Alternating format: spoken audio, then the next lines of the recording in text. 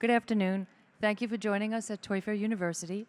Up next, we have The Future of Bio-Based Toys with Roni Gamzon. Roni? Hi, everyone. Thank you so much for having me. My name is Roni Gamzon, and I'm the co-founder and chief commercial officer of BioFluff.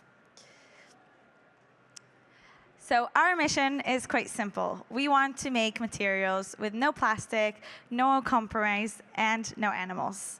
We started 3.5 years ago, initially on the mission actually to replace animal fur for the fashion industry, but then started to get more and more interest from the toy industry because all of plush today is made from plastic. So we are based in Paris and New York, and we produce today in Italy and China for different lines. And we are creating bio-based plush fabrics, and then we sell them either to fashion companies or to plush toy companies and work with their traditional factories, traditional machineries, but replace the plastic polyester plush fabric with our bio-based ones. As I mentioned, we started from the animal, to replace animal fur in the fashion industry. But then we started to realize that all the fluffy materials, the ones that you see here at all the plush toy brands, are all made from plastic.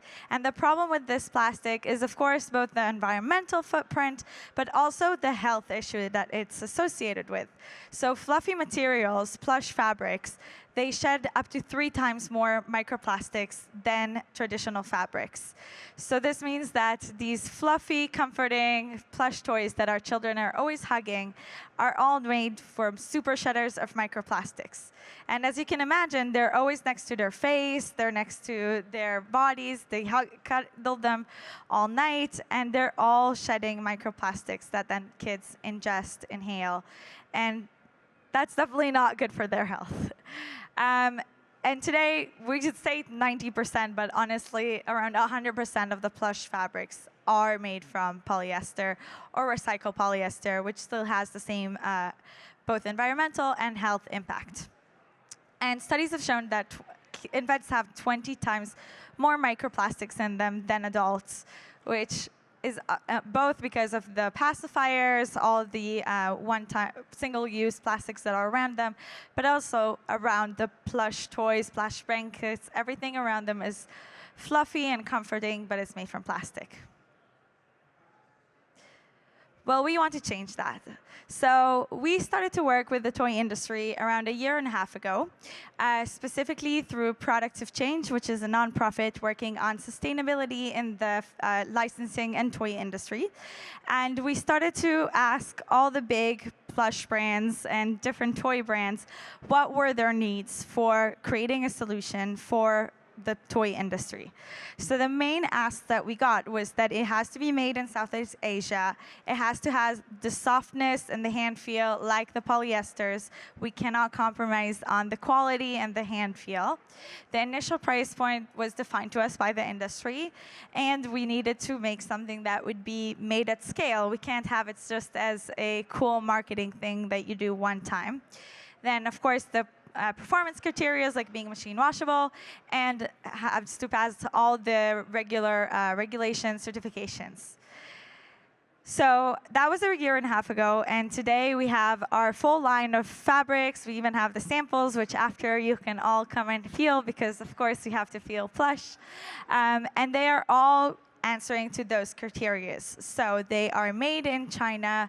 Their softness is exactly like, they would feel exactly like the polyester traditional plushies.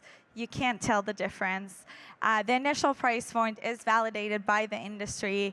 Of course, it's still for the more higher-end brands, as we're still starting to produce larger scales, but we do know we will get there very soon.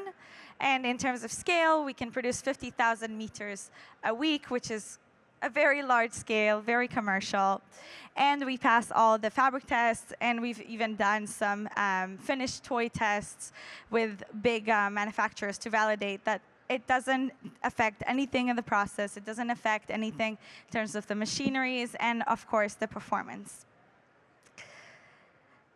So a little bit about our material. So it is 100% bio-based. That means it's no fossil fuels and there's no harmful additives in the process. The raw material is renewable, and it's basically non-GMO corn that is also grown in China. We make the raw material in China, and then we make the fabric in China. So it is completely local as well.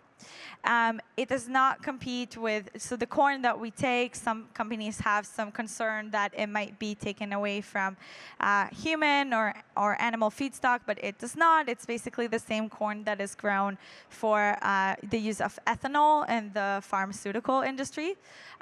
So it is completely validated by large corporations.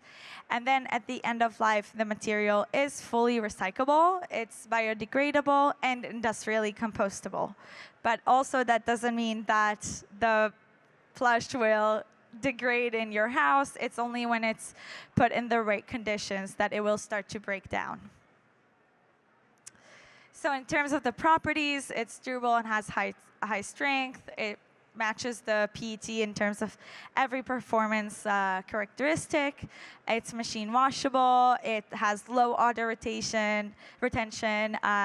It resists bacteria. It's hypoallergenic. It has low flammability, so it passes all the flammability tests, and it doesn't have any microplastic shedding. And of course, when it is put back into the environment, it breaks down only to natural materials, no fossil fuels, no microplastics, no nanoplastics, nothing that harms the environment. In terms of the end of life, there are basically 3 options.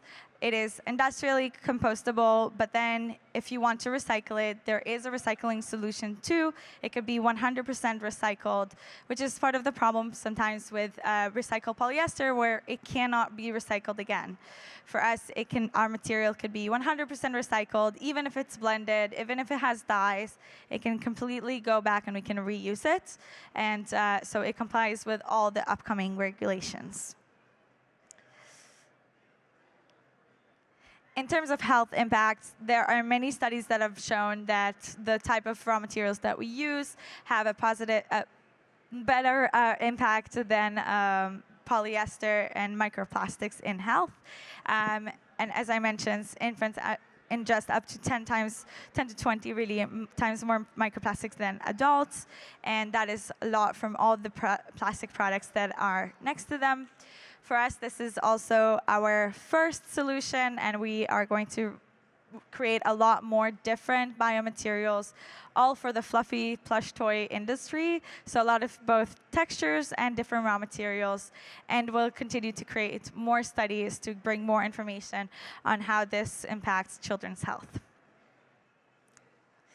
In terms of the environmental impact, so it's around half the carbon footprint of polyester or recycled polyester. Again, there's no microplastics, and it's circular. It comes from nature, and at the end, it will go back to nature, whether by composting, by just biodegrading, or by recycling and reusing.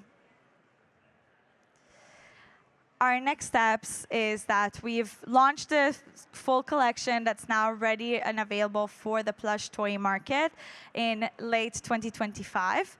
And now we're working with different brands in the industry to basically help us scale this up, not in terms of the fact we can already create large scales, but we basically need some industry takeoff and some industry commitment so we can start producing at larger scales, having larger quantities, and basically lower the prices. We do expect to have a plush toy company launching this by the end of 2026, which will already validate that the material is that everything that we want and already have that big marketing story. But then we will start to work larger volumes, larger productions, and be able to really compete with the price point of all the traditional polyesters that are out there. And hopefully by next Toy Fair, we'll already have at least one brand showing here using our materials. But then as we scale, as we start to create just more and more fabrics that are very in the same prices as the industry, we'll be able to scale more and integrate into more brands. In terms of the fashion industry, so we started 3 years ago. We've gotten a lot of support from the fashion industry. We've been featured in a lot of different publications. Brands love to do this collaborative marketing piece. So actually, we've worked with large brands from Stella McCartney to LVMH, Kering, even some smaller brands. We showcased in New York Fashion Week last week for the first time, which is very exciting. And we've really seen that every time that we work with a brand, the press picks it up very well, and there's a beautiful marketing story because, of course, we all want these fluffy, comforting materials, but we don't want them with animals or with plastic. So this is the kind of traction that we also want to bring into the toy market and create these beautiful stories. There are so many characters here that are inspired by nature, inspired by animals, but we believe that now is the time to also protect nature and use nature in our work, and there's no reason that we shouldn't be able to implement this and bring it up to this scale so that in a few years when we go around this fair and we see all these beautiful fluffy plushies that are so comforting, they also protect both our planet and our human health. Thank you so much. I have the fabrics here. Thank you so much. I have the fabrics here. Whoever wants to touch them to see the samples, I will be right over there. And of course, if you love our mission, please support us by either talking to us or just following us on social, spreading the word out. The hardest thing about innovation is getting adoption, but we've done most of the hard work of getting the solution to where it needs to be, to the price, the scale, the softness it needs to be, and now it's just about getting some more adoption. Thank you so much.